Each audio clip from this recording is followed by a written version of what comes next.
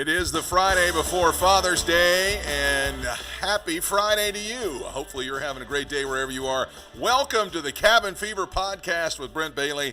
I'm your host, Brent Bailey. It's so good to have you here today. I got a great show planned for you.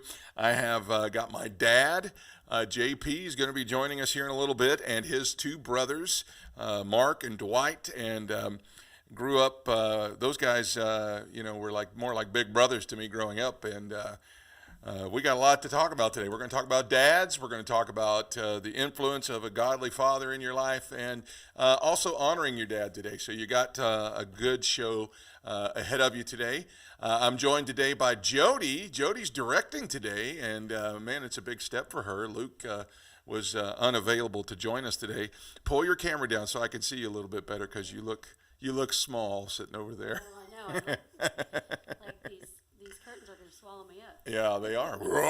So I know this is a big day for you too. It's Father's Day, and you got your dad, Rich, that I'm sure you would want to send a greeting to. So yes, happy Father's Day, Dad. I love you, and thank you for being a great dad. And then, of course, your stepdad, Bob Harrison. Happy Father's Day, Bob. Is love you too. Also big influence in your life. Yes, he is. And so we're just grateful to have both of you guys in our lives, and thank you so much for everything you poured into my wonderful wife and made her who she is. So happy Father's Day to you guys. Happy Father's Day to you too, honey. Oh, well. Yay. Yeah, my boys, I got one boy in there in the other room playing Fortnite, and one in Kentucky with my dad right now. So Preston and Peyton, such wild young men. Listen, we're going to talk just for a second. I just was doing some research for the show today, and came across this article. It was the most unpopular gifts according to a survey of over 1,000 dads. Now, so if you haven't gone out and purchased your dad something for Father's Day yet, unless you're going to be one of those, really cool family gifts of you're giving him a pregnancy positive test to tell him he's going to be a grandfather, which those seem to be pretty popular.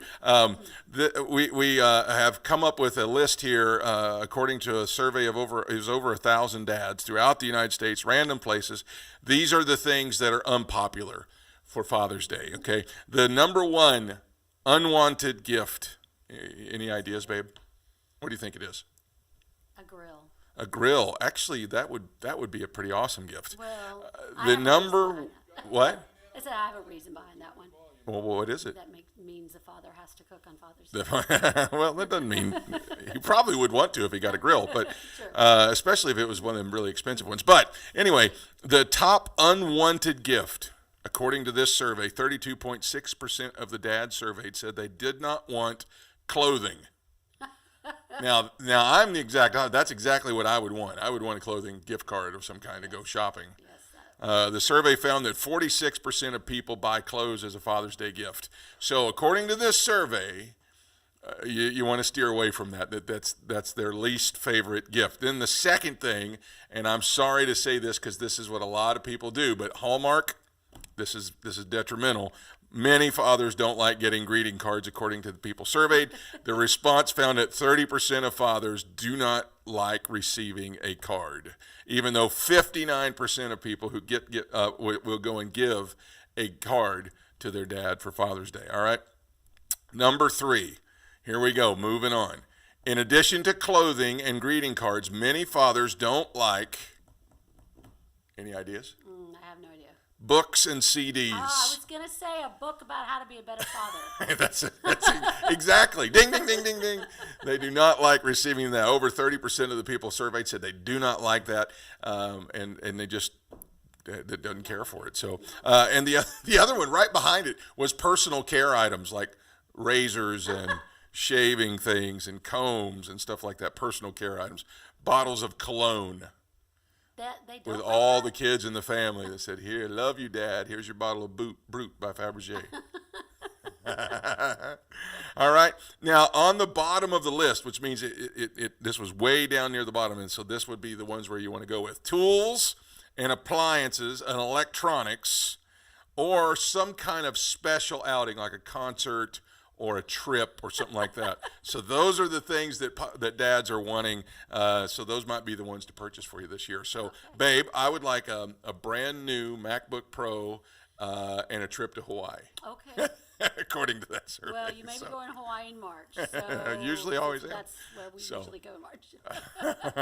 So happy Father's Day. Yeah, thank you. So, all right. So today I got a big show planned for you. I got a great group of guests, and my dad is going to be joining us here in just a minute, but he's also going to be joined by his two brothers.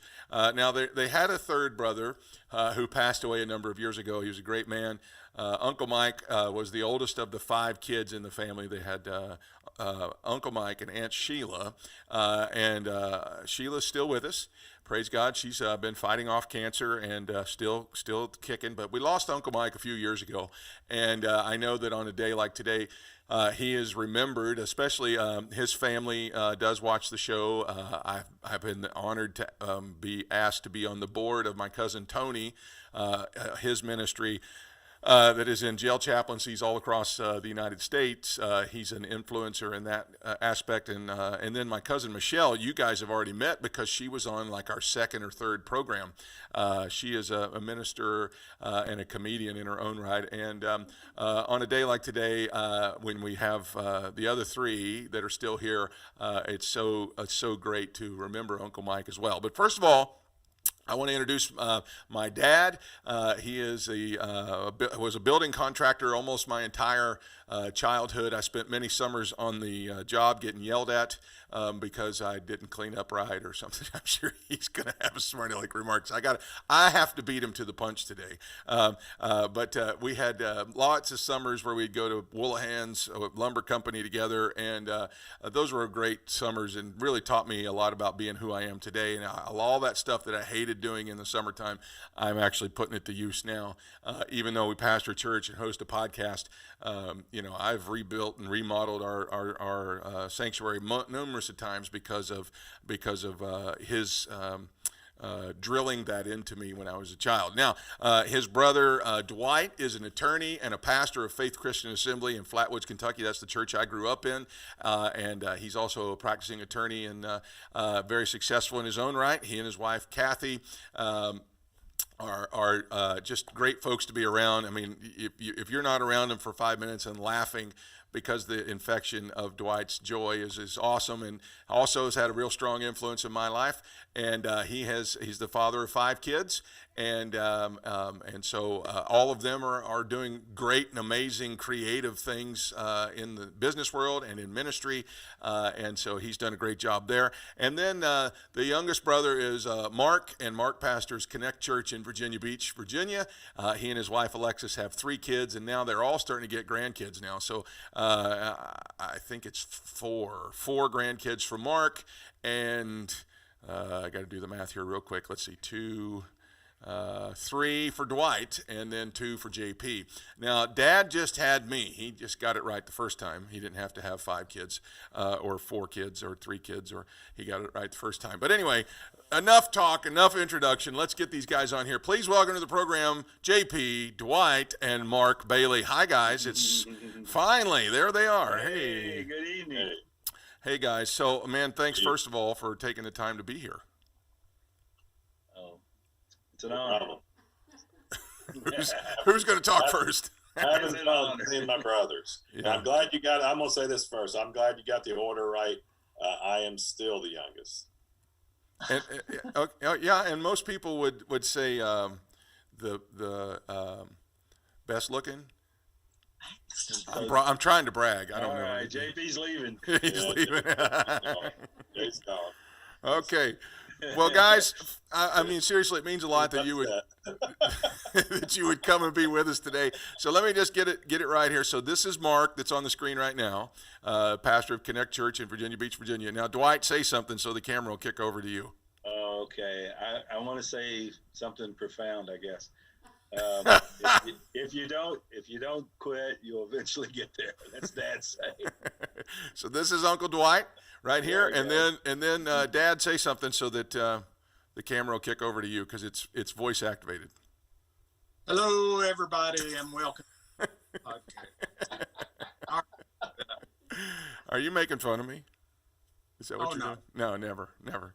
I like your backdrop. It looks familiar, oddly familiar. So, I'm in Northern Command.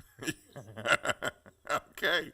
All right. So, guys, seriously, it means a whole lot to me for you guys to take the time out to come on the show today. And I'll just throw it out there first to whoever wants to take it first.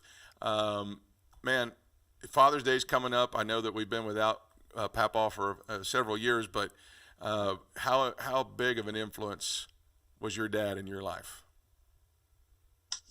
I'll start. Yeah, go ahead. Okay. He was a great man, and he overcome many obstacles.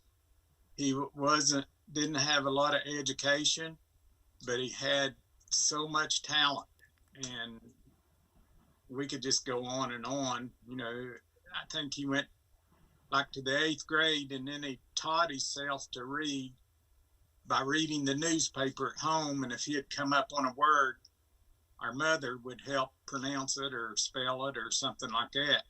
But he done great things. I mean, in this area, he recruited the first pharmacy, doctor, dentist, laundromat, built many houses. And that's kind of where we get it from, the outreach from our father. And by the way, this is who made me a father, eligible to be fathered. Oh, I do. is that me? Oh, that's so nice. There you go. All right. Okay. All right. So now let me just say this, because you kind of glazed over that, but this is, to me, it's one of the more impressive stories is how he went and built and recruited businesses into the city there. He actually called University of Louisville and recruited 2 doctors, Dr. John and Henry Jones, and he built them an office and helped to support, kind of siphon them. And same with the drugstore. He went to a local drugstore pharmacist, and he agreed to open a second store in Flatwoods.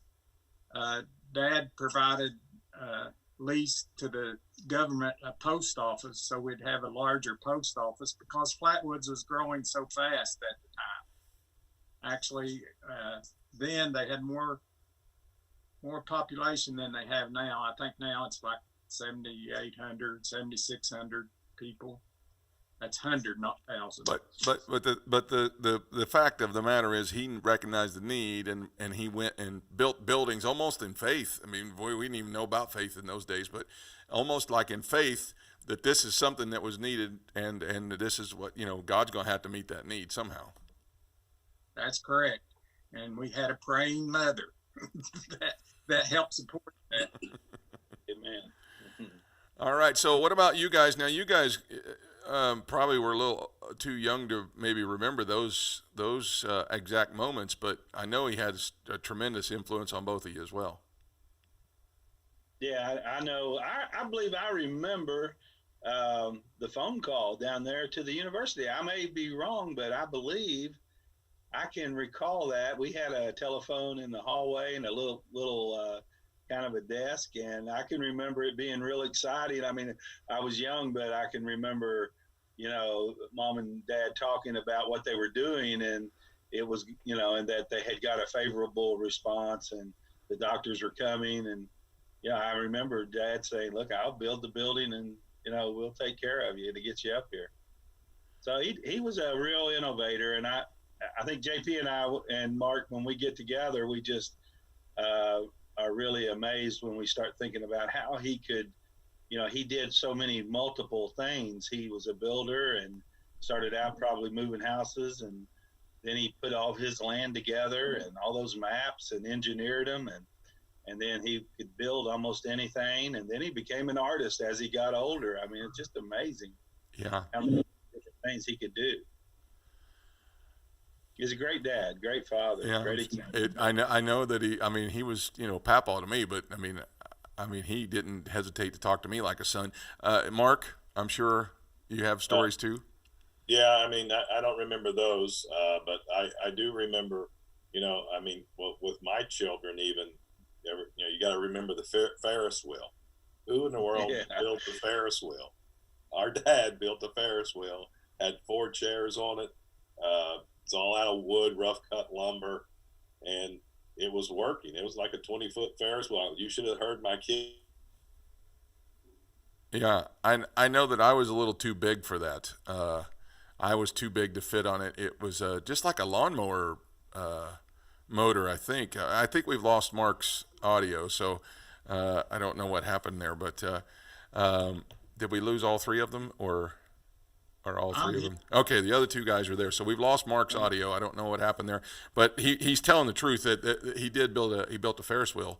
And at that stage, I was a little too big to get on it. So it would start to go up, and then the belt would slip, and it would just kind of sit there in this one spot. And I could never get it to go all the way around. But I remember the younger kids getting ready to go all the way around. What a great man that he was. And I know that each one of you left that mark individually left on you. Because it shows in what you guys do now. So if you both or all 3 could talk about maybe what is it that you're doing now that you see yourself being influenced by what your dad did? Well, if I could, I'll just interrupt and go in. I have the dad carried in his billfold of us 3 brothers. So I'll go ahead and show it now. Is that Okay. All right. Thank you, Jay. Yeah. So that's us growing up. But Dad saved my life. I have to mention this somewhere here. I was going down for the 3rd time in the murky, dirty, muddy water of Sandy River and East Fork, where they come in. Well, it was just like a big commode that had flushed. But I was swirling down, and I swim back up. I was 10 years. So anyway, I was going down the 3rd time, and I just gulped water, and I just thought that's it. And Dad ran about 100 yards from the top of the hill down, and probably 20 feet dove off of the bank into the river. And right when I was in front of him, and he grabbed me, and I grabbed Dad. I about drowned us both. I grabbed him like a leech or something, and he swam me to shore. My mom was crying and speaking in tongues, and Sheila was screaming, and Mark was laying on the ground. He was just a little baby. There, serving. But, I wouldn't even be here if it wasn't for my dad. And I get all sensitive when I think about and talk about that. But anyways, talk about his influence in what you're doing now, though. Yeah, I saw how he did, and I recruited doctors in and started a clinic.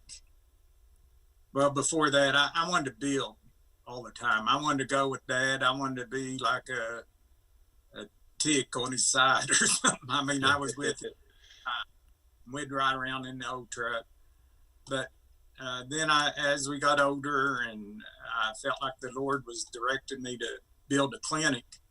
And we had some of the doctors at the hospital bet against me that we would never be in business more than 1 year. Well, 10 years later, I sold out to the hospital. We had, not bragging or anything, bragging on God, it's all him. We had 7 physicians, different specialties. We had 22,000 active patients in a city of 10,000.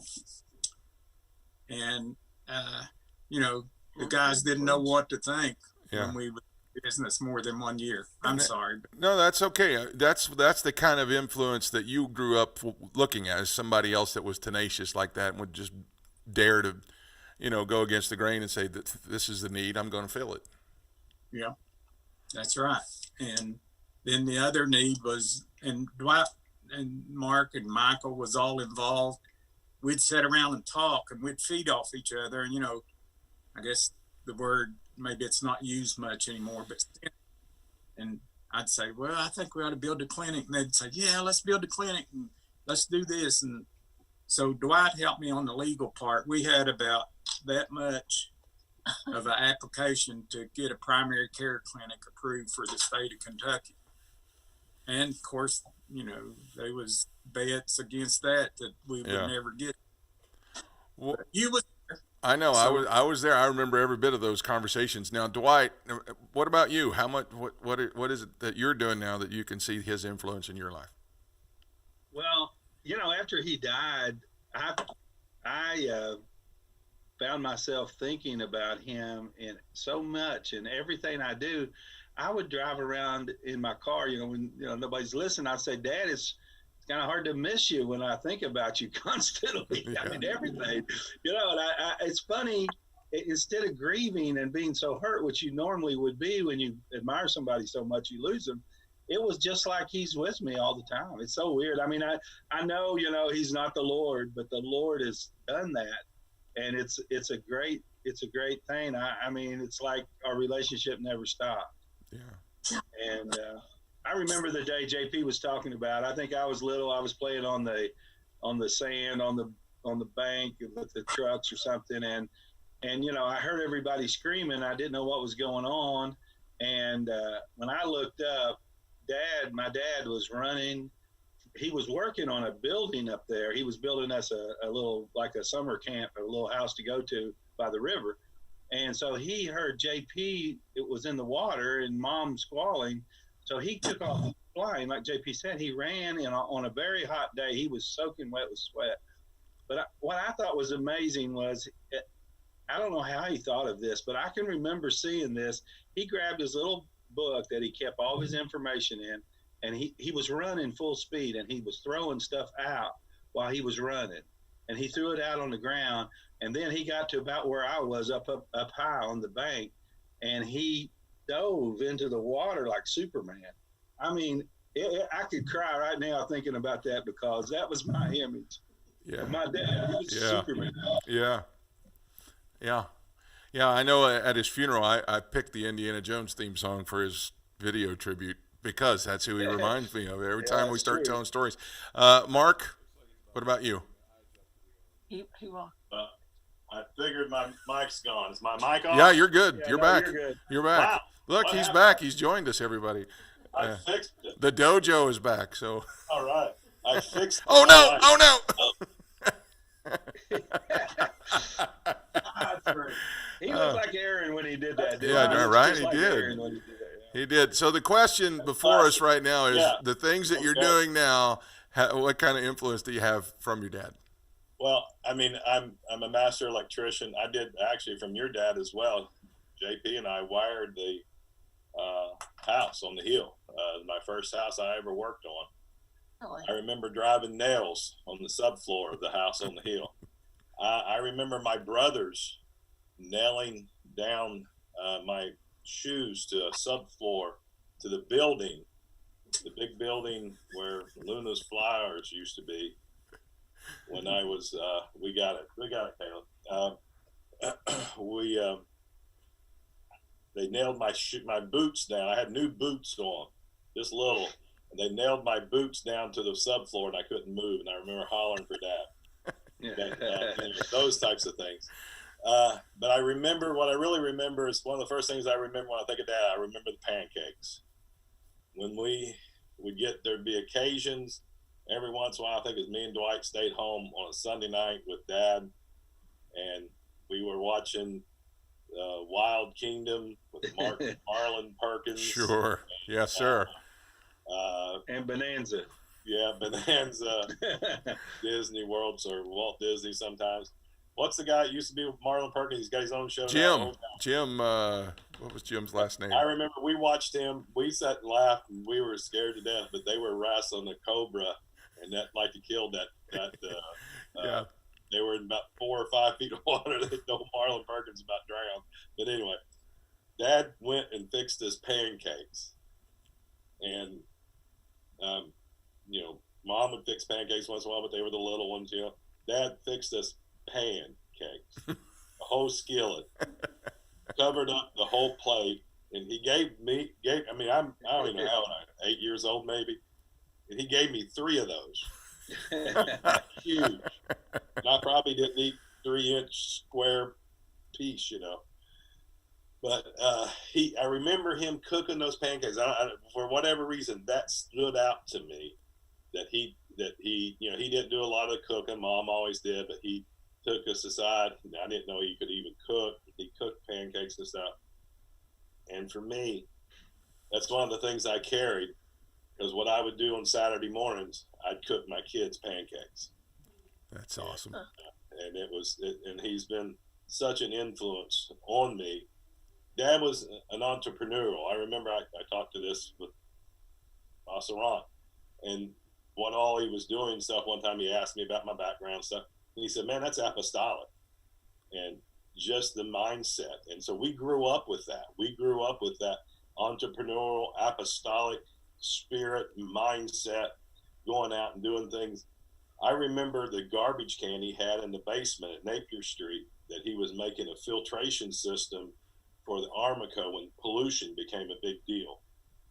And Dad went and presented it to the guys in Armico, and the guy walked Dad out and said, "Hi, we absolutely love your ideal, but we just bought one just like that from, I think it was from some Japanese or somebody. Some big company has the same exact concept. We just bought one just like it." Yeah, for those of you who don't know what Armco was, that became AK Steel, is a large steel factory there in the Ashland, Kentucky area for years, and so. But he was an engineer. He was that type of guy.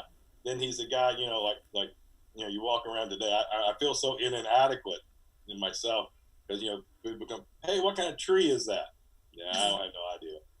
But Dad would go, "That's an oak tree. That's a white oak tree. That's a spruce. That's a maple. Oh, look at the leaf." It just, vast knowledge. Yeah.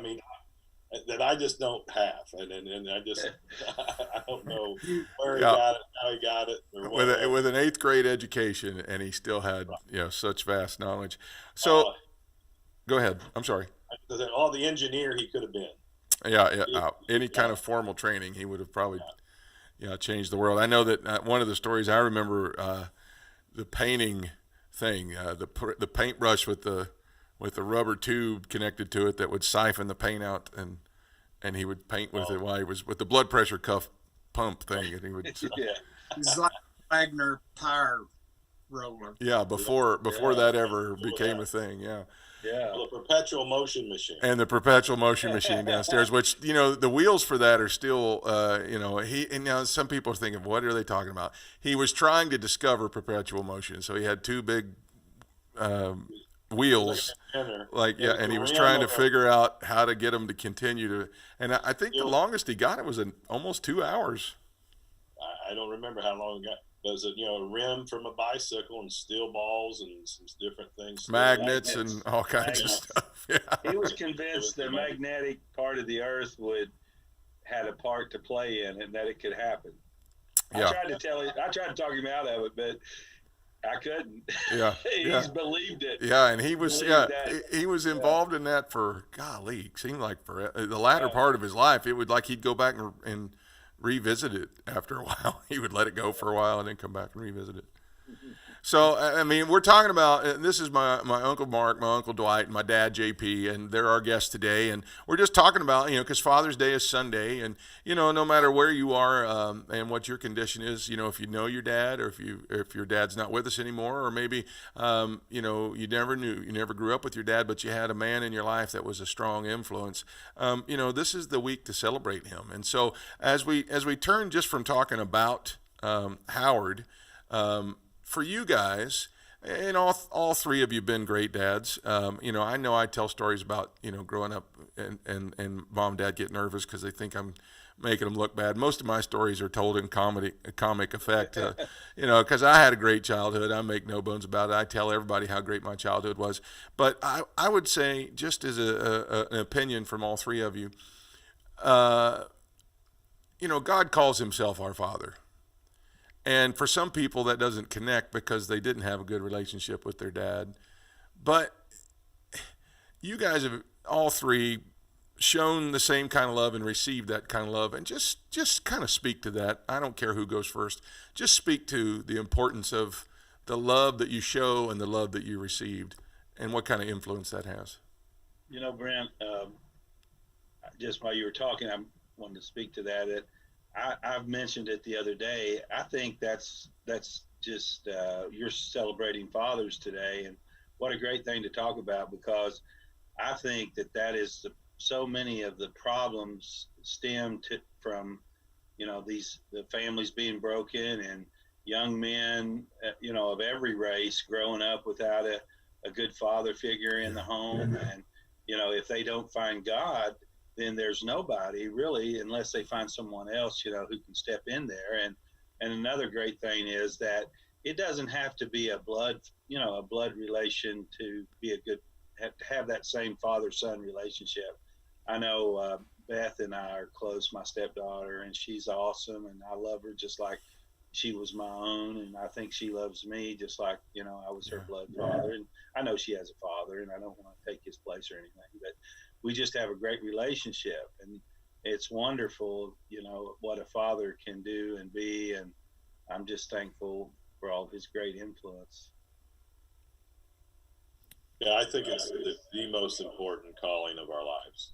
I think it is the number one, Jay. It's more important than our preaching. It's more important than our work or anything else. I mean, it's to be a husband and then to be a father. And I really think we got to get that priority right. And because that's the influence that we're going to leave. The influence Dad left was us, and he did a great job. And we have that inherited. I believe it's really the most important. Miles Monroe talks about how important a man is in the family and the structure of the family and all that. So, it's like the wife is the front door, and the husband is the foundation, and the kids are all the decorations and everything that goes on over. Nobody ever comes over to your house to see your foundation. That's so right. I mean, it's so true. It's Miles Monroe. But everybody will come see the front door. They'll come and see the decoration. Oh, it's a beautiful. Oh, you got a new front door. It's a beautiful front door. It's great. But the problem is that nobody ever comes and sees the foundation, but they know when you don't have a good one. They see the cracks in the home. They see the cracks in the walls. They see the cracks in the brick. They see things slumping and things out of shape because the man's not there. The father's not there to hold things up and hold things together. Because that's what the stability of a home is built upon a father. We are the foundation of that. So good. Now, if I could circle back around, I know Mark's been taking up most of the time, but circle back around. Dad wasn't, and he knew a whole lot about nature and about God had created, but most of the time, he'd say that's an oak tree, that's a maple. Mark said that. Then I know. And then he would say, Mark, I told you that's poison ivy. Now stay away from it. So sometimes he would have to. Never learned it. Never figured that one out, huh? But Dad was so interested in showing his kids and his grandkids things. I mean, he butchered a pig. He butchered a calf that we ate. That wasn't for sport. Let's make sure that that was for food. So, well, he raised them too. I mean, how many of we have, all of us have it. How many people have been around just watching? I one Easter morning I went out. Mom sent me to get that. Go get your dad. Dad, you going to church this morning? Nope, she's having problems, and he has his foot on the cow. Has his hands around these hooves that are being birthed, and he's pulling on it, pulling it out, and he goes, I can't make it today. I'm trying to help her. So, I mean, there's not a lot of people seen that wasn't on a farm, in the middle of town. So, but that was, we had sheep at one time. We've had ponies. We had cattle. We had pigs. You guys remember when we got mountain oysters. They were there. Oh, Lord. Okay, moving on. Dad, what kind of influence does a father supposed to have? Well, I know you would probably say we just beat our kids and do anything. That's right. Hit them in the back room. No. Go ahead. I really was aware and conscious of that from Dad, and they would correct us. You know, Dad, he would, you know, pull out the bell if we smarted off or something. And Mom would say, you know, you can't go to the movies on Saturday night if you can't go to church on Sunday. And that's what we tried to do to raise Brent. I know when Brent was born, Nancy was having a hard time in labor, and I was a young kid. And so I had to just duck out for a little while and go pray. And I'm being serious. It doesn't sound right, though. I had to go duck out for a while. Go ahead, though. Finish your story. It's a good story. So I went to the park next door to the hospital and prayed. And I said, Lord, if you'll just let that baby come, I'll raise him in church, you know, every time the church is open. And if I'm available, not available, but if I can, I'll get him to church. And I made God the promise of that. That's the way Dad and Mom raised up in church all the time. And so I got my car out of the park and went back to the hospital. As soon as I walked in the door, they said, he's coming. It's all going to be, you know, good. It's all the screaming and hollering's over with. So, well, but so it turned out the results is right there. And so we praise God. I know I've heard Dwight before about his sons. This is my beloved son in whom I am well pleased. Yeah.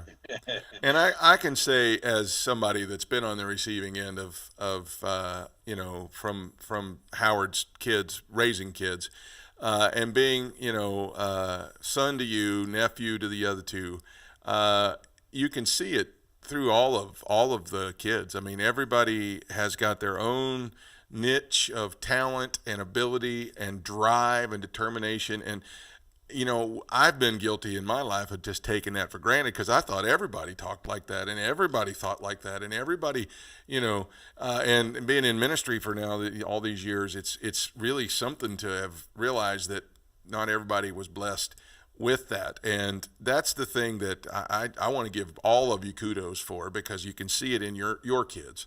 And obviously, they're all doing something to make their mark on the world in a positive way. And that's just, you don't see that as often as we all thought we did, because we were just raised to think that way.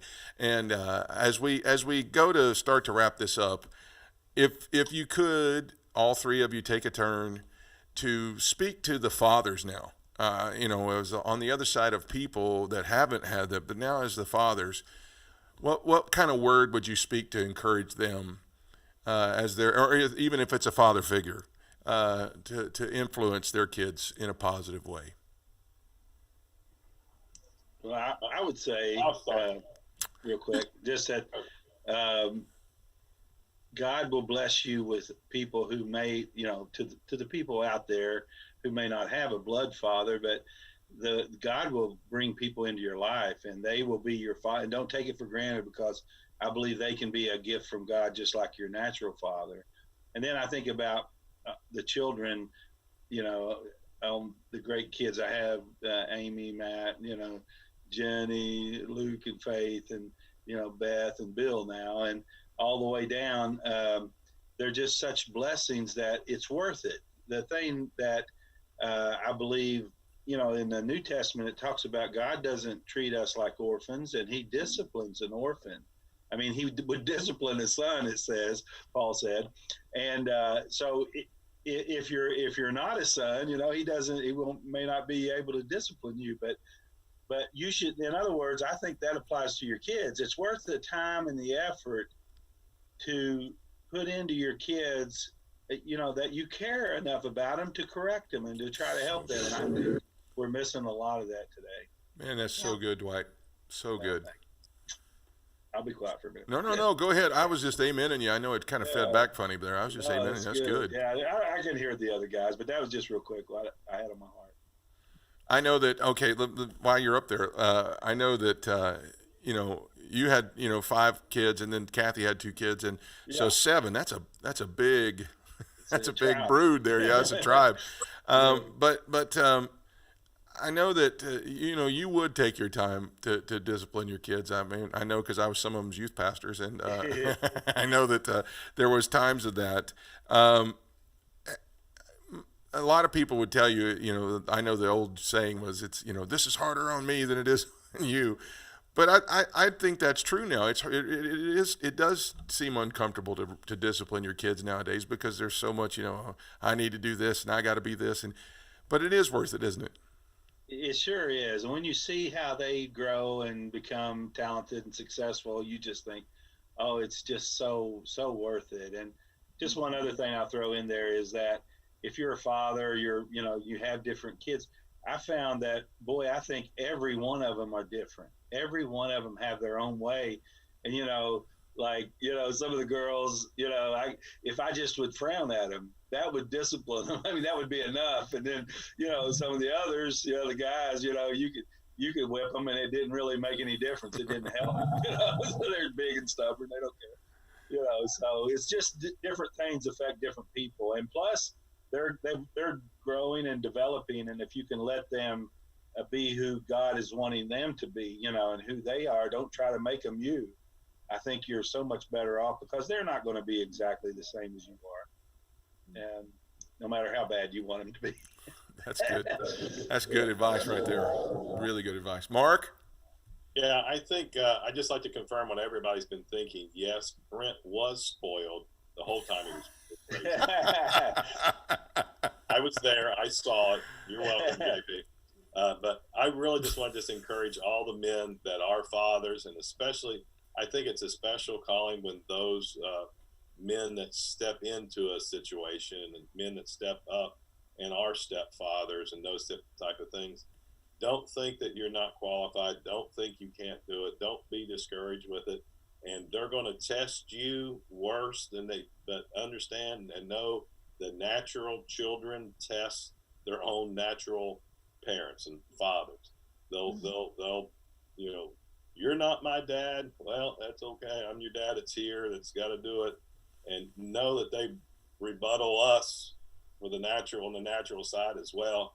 But God's put you there for a reason. So good. I got a word the other day, and talking about the stones that was Nehemiah was building the temple, and the Sanballat spirit says that they're burned out, they'll crumble if a fox gets on them, and they're going to be no good. The walls will never stand.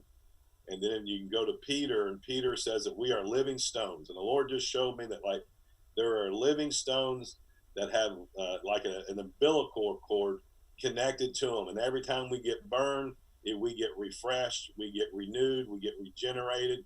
We've got power that's surging from the source of life, and that God is supplying that to us. And so whatever problem, situation, difficulties, challenges that you're having as a father, turn to the Heavenly Father. There's a source of life for you. He'll supply the answer. He'll help your situation. He'll minister to you. We're connected to the source of life, and we are those living stones that He's developed. You can be a great father. You are a great father, and God's going to do even more for you if you would just allow Him to do that. So let God use you. Go ahead. You're qualified because He qualifies you, and let Him do it. Hey, that's a grandbaby right there. Yeah. Hey, Papa. Okay, JP, wrap that up. No, yeah, we're going. I was just thinking that I grew up, and my dad was a very strong man, physically and spiritually. But when I grew up, he hugged me a lot, and I know without a doubt that he loved me, but that word was never spoken too much. I love you, Dad. It was just because that's the way it was back in the 50s, maybe. I know some of Nancy's family, I've done that and heard them talking about it. If you're a big, tough man, you don't sit there and say you love somebody or just your wife. Or saying that you, in front of your kids, show your emotions. I'm living with a person now for temporarily, my grandson, that says, I love you, J. Paul, every 15 or 20 minutes. And I think of Dad every time. I think, I love you too, Preston. I'm so glad you're here, and I'm so thanking God for you're here. And he sees us cry and show emotions, or sometimes he might see some anger coming out that I ask Lord forgive me. But anyway, as I'm saying, encouraging other fathers, just don't be afraid to show your emotions, show your love, show your emotions and physical, hug them and, wrestle with them or whatever. And one more thing, I would like to encourage not only my brothers, but every father out there. And Mark mentioned Miles Monroe, and I'll mention him too. He said that everyone should write a book about their life. And I'm encouraging you on Father's Day to write a book to give to your kids for your legacy. It's just something, how did he say it, Brent? Like the cemetery's full of unwritten books. Yeah. And man, that just got on me. So therefore I went ahead and plugged it. But Mark and Dwight, and you've written books. Yeah. Show your book, Jay. Show your book.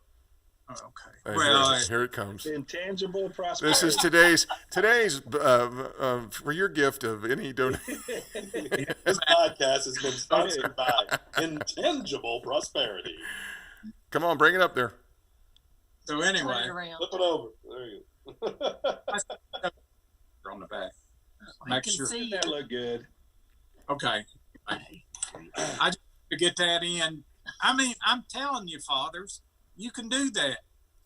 If you look up average in the dictionary, it'd have a picture of JP, the most average person around, but God has blessed me. Amen. That's the big. Amen. Okay. Our guest today has been Dwight, Mark, and JP Bailey, my dad and his two brothers. And I'm so grateful. I know I said it at Grandma's funeral. I wanted my kids to be around Dwight and Mark the way I was when I was growing up. I remember coming over when they still lived at home, and I would come over and those guys would greet me at the door with a body slam or a body check, and we'd kind of wrestle around. And that helped shape who I was. I grew up playing basketball Sundays afterwards with Dwight every Sunday. Those are the kind of things I remember that influenced me, and I know that it helped build drive and determination and toughness to face a lot of things, in ministry and in the world. And I know I was talking to Dwight's oldest daughter, Amy, her husband, Jay, the other day, and we were talking about something, and I was trying to encourage Amy about something on her TV ministry. And those of you who've watched the program know Amy's been on the show here. And Jay said these words, and it made me laugh because I had to ask him, did he think that about everybody? But he said, she's Bailey, Brent. She'll figure that out on her own. And it made me laugh because it's like, well, yeah, I guess we did. We were raised by good people that really spoke a lot of drive, determination. You can do this into our lives. And I want to say, first of all, I am who I am and done what I've done from the influence of all three of you. Dad first, obviously I lived in your house.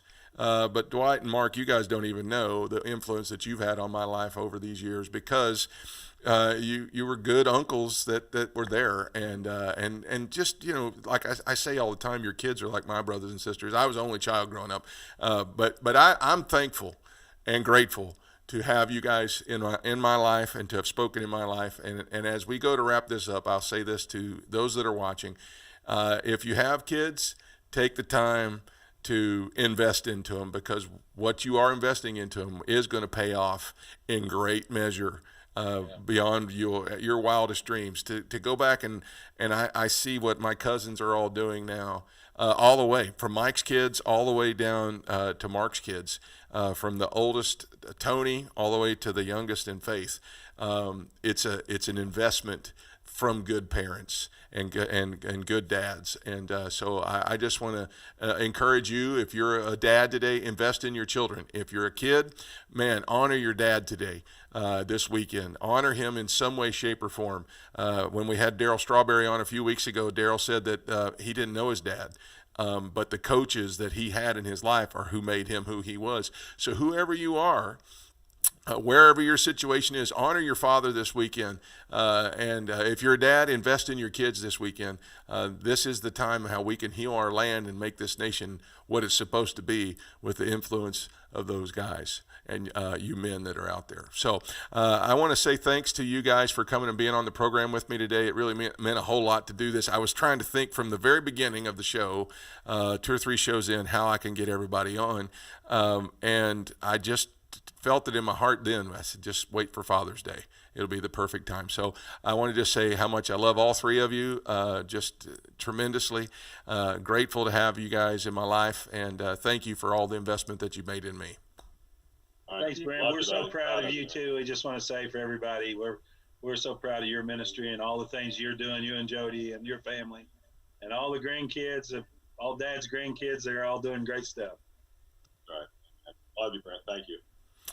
Thank you, guys. That's Dwight, Mark, and JP, and my dad, JP, and I'm so grateful to have had him here on the program today. As we wrap up the show today, I want to just encourage you, take the time this weekend to go out and spend some time with your dad or with your kids or with the male role model in your life. You're sowing seeds for excellence in the future. All right? Coming up next week, I got another line of great shows for you. I've got the worship pastor at Rainbow Bible Church, Dan Taylor, is going to be with me next week. I've also got Crystal Zellner. She used to be Crystal Clemmer, and she's going to be with us talking about some things in our lives as we rebuild after COVID and are healing through these racial unrest. As we begin to heal the land, there's some things that I think if everybody would start to understand and know, that we're going to just continue to grow and be better. I'm not sure. We've got a third guest. I'm not sure who it is off the top of my head here, but we'll make sure that we get that information out to you. We're so grateful that you were able to join us today. Why don't you click the share button on the program and share this podcast with as many people as you possibly can. Tell somebody about the Cabin Fever podcast, because we sure love doing it and we sure love bringing it to you. Until Monday at 2:30, get outside and break the cabin fever. Happy Father's Day, everybody.